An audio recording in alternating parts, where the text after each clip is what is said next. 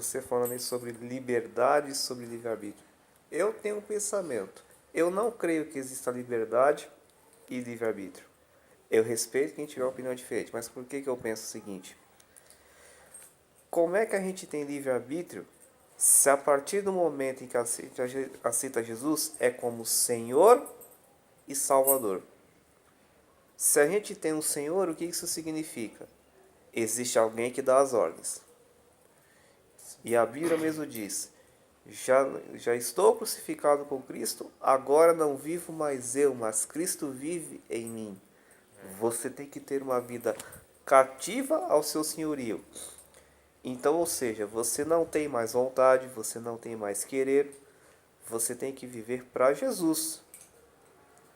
O que mais a gente ouve, eu particularmente nesses quase 19 anos que estou na Imúbil, o que eu sempre tenho ouvido na nossa liderança, é sobre nós fazermos a vontade de Deus, que Ele vai cuidar da nossa. Então, de uma certa forma, nós não vivemos para nós mesmos, nós vivemos para Jesus. E no secular a mesma coisa. A gente não vive para nós, a gente vive para o nosso próximo. Um exemplo simples é o casamento. A partir do momento em que duas pessoas se unem, se torna uma só. O marido vive para a esposa e a esposa vive para o marido. O marido faz a vontade da esposa, a esposa faz a vontade do marido. Então não existe livre-arbítrio.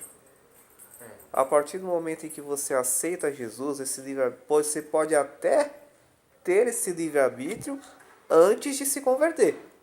Mas penso eu o seguinte, a partir do momento em que você aceita Jesus, acabou esse livre-arbítrio.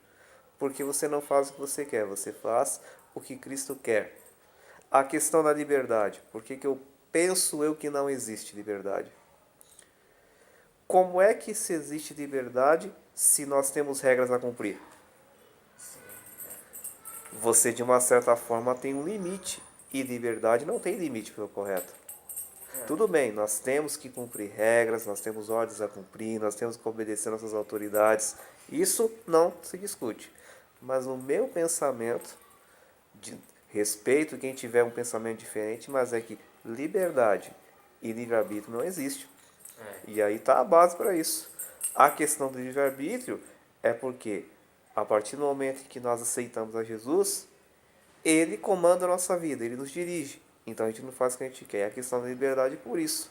Se nós temos deveres, nós temos direitos a cumprir, significa que nós temos um limite. E outra, se realmente houvesse liberdade, por que nós temos consequência daquilo que fazemos? Se nós temos consequência daquilo que fazemos, então não há liberdade. Se fosse liberdade, não teria consequência. É o que eu penso. Se alguém pensar diferente, eu vou respeitar. Mas esse é o pensamento que eu tenho. Uma vez até o pastor Herbert falou sobre isso. Ele falou assim sobre essa questão do livre-arbítrio e ele citou claramente sobre a questão de que, de uma certa forma, não existe livre-arbítrio. E eu parto para esse ponto. Liberdade e livre-arbítrio não existe.